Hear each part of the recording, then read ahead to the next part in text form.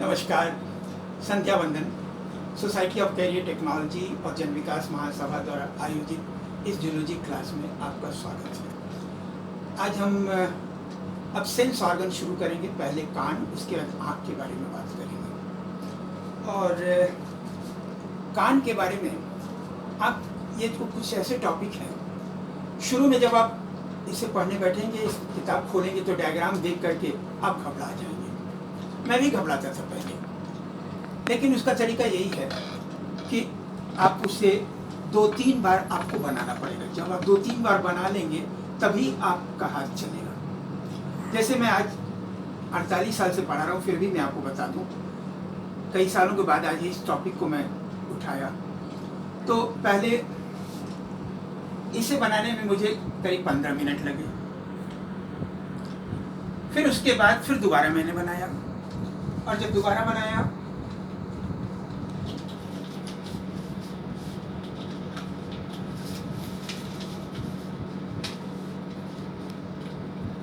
तो अब की इसे 10 मिनट में ही बन गया। सब कुछ वही, लेकिन जब फिर तीसरी दफे बनाया हमने तो 8 मिनट में बन गया। तो आपको ये सारे डायग्राम्स, जैसे ब्रेन हो या रिप्रोडक्टिव सिस्टम है, सेंस ऑर्गन है, इसके डायग्राम्स को 3, 4, 5 बार बनाना पड़ेगा।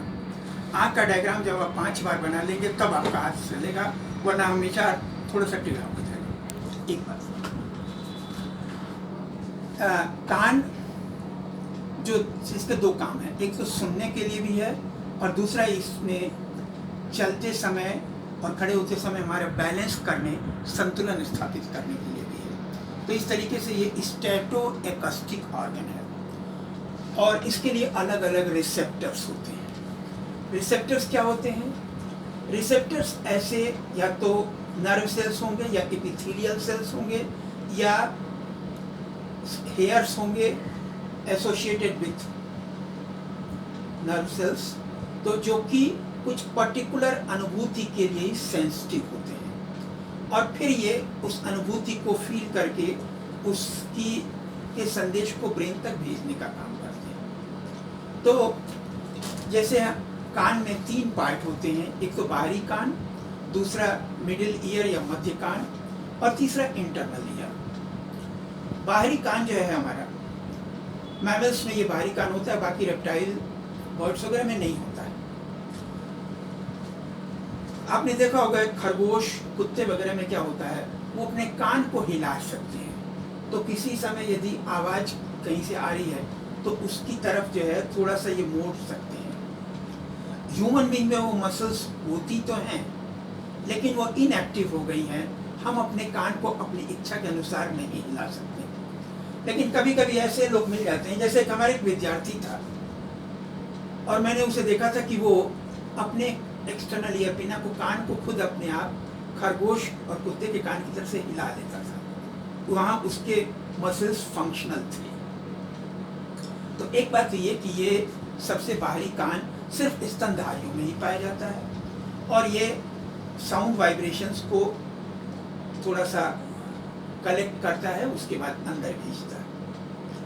वैसे तो साउंड्स के बारे में जरा सा आपको किसी फिजिक्स के टीचर से साउंड के प्रॉपर्टीज, उसके वेवलेंथ, एम्पलीट्यूड, पिच, इन सब के बारे में थोड़ा सा समझना पड़ेगा, वहाँ थोड़ी सी फिजिक्स आ जाती है। फिलहाल ये है कि हम लोगों के जो सेंस ऑर्गन्स हैं, हमारे कान हर तरीके के आवाज़ को नहीं सुन सकते हैं।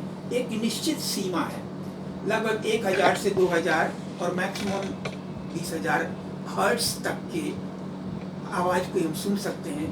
उसके नीचे वाले को नहीं सुन सकते, उससे ज़्यादा वाले को नहीं सुन सकते। लेकिन वहीं कुत्ते में उससे ज़्यादा आवृत्ति की आवाज़ भी जिसे हम नहीं सुन सकते, कुत्ता सुन सकता है, तो जिसे अल्ट्रासोनिक वेव्स कहते हैं। और अब इसमें 3 पार्ट होते हैं। एक तो बाहरी कान, असल में बाहरी कान में भी 2 पार्ट हो जाते हैं। एक तो बाहर ये पिन्ना और दूसरा ये जो कान थोड़ा सा अंदर तक जो है, जिसमें से हम मैल निकाल पाते हैं, जिसे एक्सटर्नल ऑडिटरी मिएटस कहते हैं। इसके अंदर कुछ सेरुमिनस ग्लैंड्स होते हैं वैक्स उत्पन्न करती हैं, हल्का सा मोम की तरह का पदार्थ।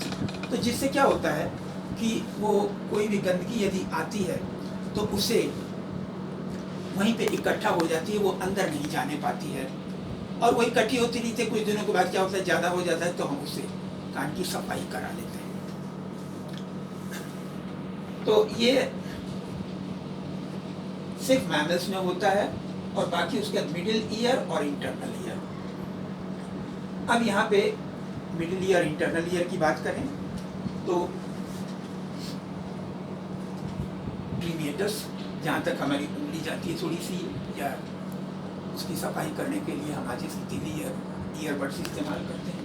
यहाँ पर एक झिल्ली होती है जिसको टिम्पैनम कहते हैं, और टिम्पैनम झिल्ली के बाद शुरू होता है मध्य कान, मिडिल ईयर। यहाँ पर एक पतली सी कैनाल भी होती है, यूस्टेकियन ट्यूब, जो कि इसे थ्रोट की कैविटी से कनेक्ट करता है।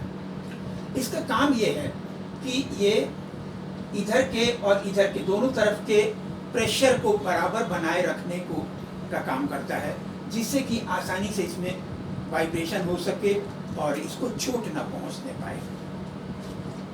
बाकी मेढक, रेप्टाइल्स, बर्ड्स वगैरह में, बर्ड्स में इतना हिस्सा तो होता है, ये नहीं होता है, और एम्फीबियंस वगैरह में ये हिस्सा होता है, ये नहीं, ये हिस्सा टिक फ्रॉग में होता है। अब इसके बाद एक और चीज़ कि इसमें मध्य कान या मिडिल ईयर में 3 हड्डियां होती हैं जो लीवर की भांति काम करती हैं। तो ये जो बाहर से आवाज़ आई उससे यहाँ पर टिम्पैनम में कंपन या वाइब्रेशन हुआ, फिर इसके बाद इसके अंदर पहुँचने में ये जो 3 हड्डियां हैं, मैलियस, इंकस और उसका स्टेप्स थोड़ी सी यू के आकार की होती है, जो कि हमारे शरीर की सबसे छोटी हड्डी कहलाती है। और फिर इसके बाद यहाँ से तो मिडिल ईयर में 2 बातें हुई, एक तो ये 3 हड्डियाँ हो गई जिनको ईयर ऑसिकल्स कहते हैं, और फिर इसके बाद ये यूस्टेकियन ट्यूब जो इस कैविटी को थ्रोट की कैविटी से कनेक्ट करता है।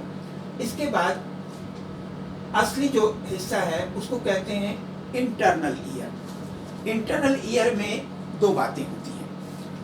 एक तो 3 अर्धचंद्राकार नलिकाएं होती हैं, जो कि एक दूसरे से 90 डिग्री के एंगल पर, जैसे एक इस तरीके से है तो दूसरी इस तरीके से, और तीसरी वाली जो है इस तरीके से। तो 3 अर्धचंद्राकार नलिकाएं हैं जिन्हें सेमी सर्कुलर कैनाल्स कहते हैं। इनका एक सिरा थोड़ा सा फूला हुआ होता है जिसमें सेंसरी हेयर्स होते हैं, सेंसरी सेल्स होते हैं, जिसे मैकुला कहते हैं। इसके बाद 2 और पार्ट यहाँ पे होते हैं, सैक्युलस और यूट्रिकुलस। सैक्युलस यूट्रिकुलस जो 2 पार्ट हैं सैक की तरीके से होते हैं इन तीनों सेमी सर्कुलर कैनाल के नीचे। लोअर वर्टिब्रेट्स में तो ज़्यादा विकसित होते हैं ये, लेकिन ह्यूमन बीइंग में और मैमल्स में ये रिड्यूस्ड हो जाते हैं, थोड़ा ही बहुत कम डेवलप्ड होता है। इसके बाद इसके नीचे की तरफ एक स्नेल की तरह से स्पाइरली क्वाइट संरचना होती है जिसे कॉकलिया कहते हैं। अब इस कॉकलिया में क्या होता है, जैसे कहीं कहीं आप देखे होंगे कि कहीं कुछ जगहों पे नदी के एक किनारे से दूसरे किनारे तक जाने के लिए पुल बना हुआ है, और वो 2 लेयर वाला है, जिसमें एक हिस्सा सड़क बना हुआ है, सड़क पे कार भी जा रही है, और दूसरा हिस्सा जिस पे रेलगाड़ी भी जा रही है। कुछ इसी तरीके से यहाँ जो कॉकलिया है, इसकी अंदर की कैविटी में 3 पार्ट हो जाते हैं, एक ऊपर का पार्ट, एक बीच का और एक नीचे वाला। एक्चुअली ऊपर वाला हिस्सा और नीचे वाला हिस्सा जो है ये तो ऑटिक बोन से ही जुड़ा हुआ रहता है। एक्चुअली फंक्शनल हिस्सा ये बीच वाला हिस्सा होता है। अब इसमें फिर एक्चुअली जो हिस्सा होता है रिसेप्टर, जो कि आवाज़ को सुन करके और फिर उसके संदेश को ब्रेन तक भेजने का काम करता है, तो उसे कहते हैं हम organ of Corti. Organ of Corti के नीचे एक जो मेम्ब्रेन होती है उसे बेसिलर मेम्ब्रेन कहते हैं, जो ऊपर मेम्ब्रेन होती है उसे रिसनर मेम्ब्रेन कहते हैं, और इसमें सेंसरी सेल्स होंगी, फिर हेयर सेल्स होंगी, उसके ऊपर एक छत जैसी संरचना और होती है जिसे टेक्टोरियल मेम्ब्रेन कहते हैं। अब इसमें ये वाला हिस्सा तो एक्चुअली लिसनिंग के लिए, हियरिंग के लिए है। तो इसमें क्या होता है कि देखिए कितने ना सफ़र तय करना पड़ता है। आवाज़ जो जरा सी तेज हो या कम हो हमारे कान को नुकसान ना पहुंचाने पाए, तो कान के वास्तविक जो सुनने वाला हिस्सा है उस तक पहुंचने के पहले उसको किस तरीके से कितने रास्ते तय करने पड़ते हैं जरा देखिए। एक तो सबसे पहले जो बाहरी कान से आवाज़ यहाँ आई एक्सटर्नल ऑडिटरी निएटस में, फिर टिम्पैनम में वाइब्रेशन हुआ। टिम्पैनम के बाद ये वाइब्रेशन इन 3 हड्डियों के द्वारा मैलियस, इंकस और स्टेप्स के द्वारा फिर यहाँ पे आया।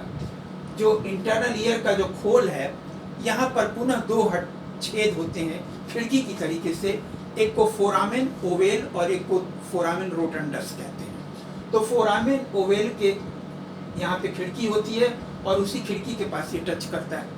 वहाँ से फिर ये मैसेज अंदर गया और अंदर गया, उसके बाद ये कॉकलिया में गया।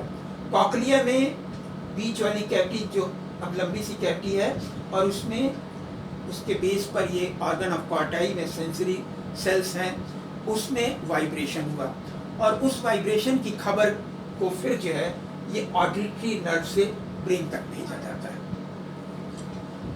दूसरी तरफ ये जो 3 सेमी सर्कुलर कैनाल हैं, तीनों सेमी सर्कुलर कैनाल के एक तरफ जो एक फूला हुआ हिस्सा होता है जिसे मैकुला कहते हैं, और मैकुला में जो सेंसरी सेल्स होते हैं उनमें थोड़ा सा एक तरफ कुछ कैल्शियम कार्बोनेट के ग्रेन्यूल्स होते हैं जिसे स्टेटोकोनिया कहते हैं। और ये फिर उसमें दोनों बातें हैं, एक तो स्टैटिक इक्विलिब्रियम और एक डायनामिक इक्विलिब्रियम।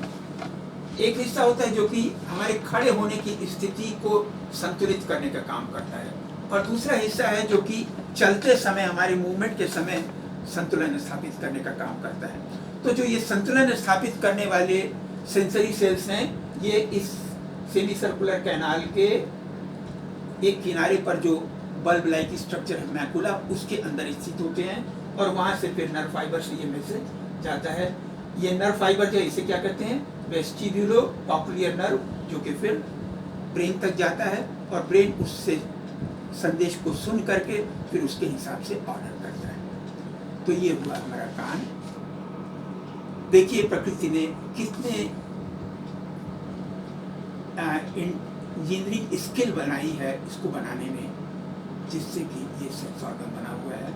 इसके लिए प्रकृति को बनाने वाले ईश्वर को हमें धन्यवाद देना चाहिए। धन्यवाद।